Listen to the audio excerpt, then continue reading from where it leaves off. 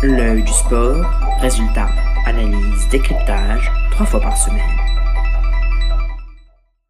Madame, monsieur, bonjour. Valentin Pépinte triomphe au Ventoux. Le PSG surveille Rodrigo et une bien triste nouvelle en moto aujourd'hui dans l'œil du sport. Le casque sur les oreilles, le volume au maximum, un verre à la main.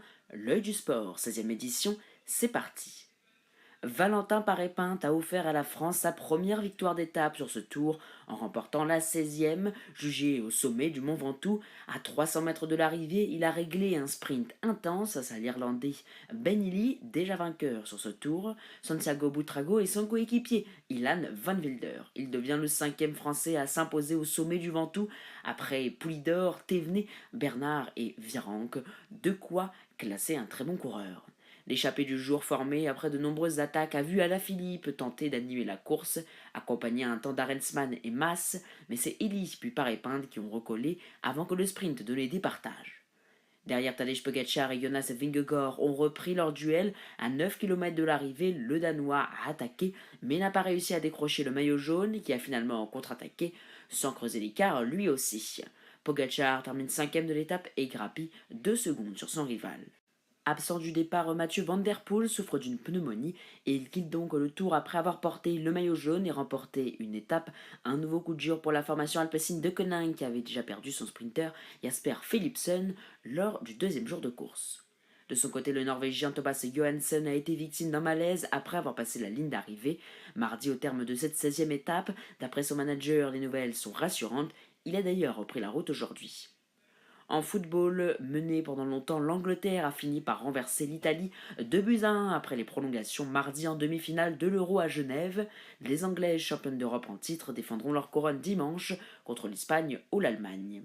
Alors que des tirs au but se profilaient, un penalty offert par Emma Severini sur Bethmed a tout changé. Chloé Kelly l'a transformé en 2 temps à la 119e, envoyant l'Angleterre en finale pour la 3e fois consécutive dans un grand tournoi.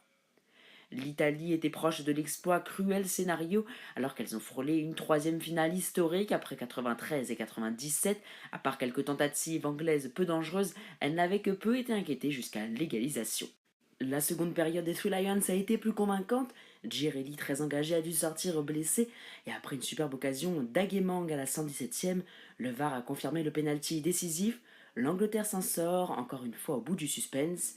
Le verdict tombera dimanche soir, les Lions retrouveront soit l'Espagne, soit l'Allemagne.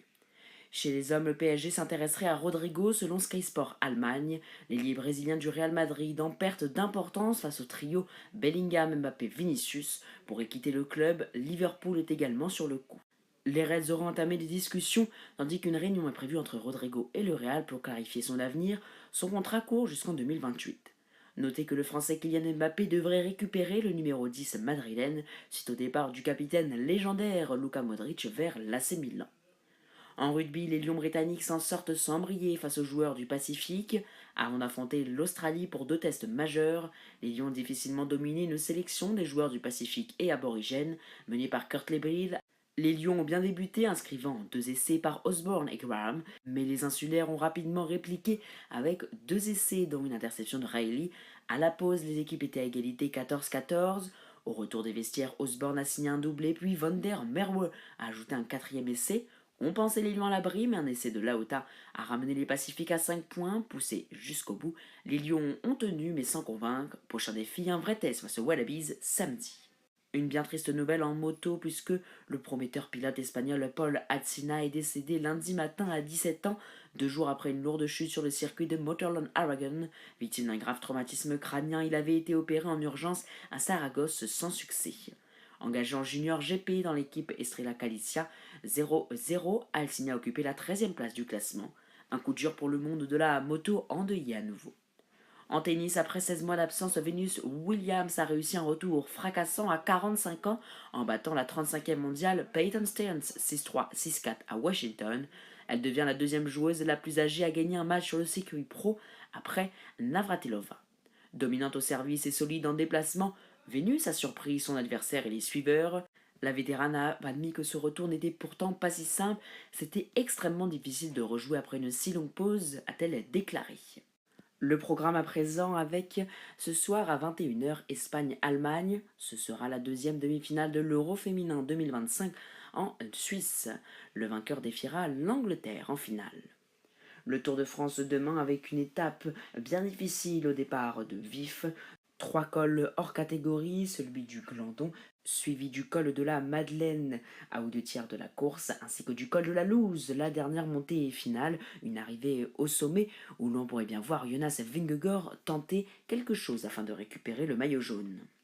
Le lendemain, les coureurs ne se reposeront pas puisque l'étape partira d'Albertville, elle rejoindra La Plagne, un col de deuxième catégorie pour débuter avant un de première, puis le mythique col du Pré, classé hors catégorie, avant le cornet de Roselland en deuxième catégorie, puis l'arrivée à La Plagne, hors catégorie à nouveau. Là aussi, une belle bataille pour le classement général pourrait avoir lieu. Merci beaucoup d'avoir suivi l'œil du sport, c'est terminé pour aujourd'hui. Likez, commentez, abonnez-vous, vous savez à quel point cela est important pour nous. Pour ma part, je vous donne rendez-vous vendredi soir pour de nouvelles informations et notamment le programme des 2 dernières étapes du Tour de France.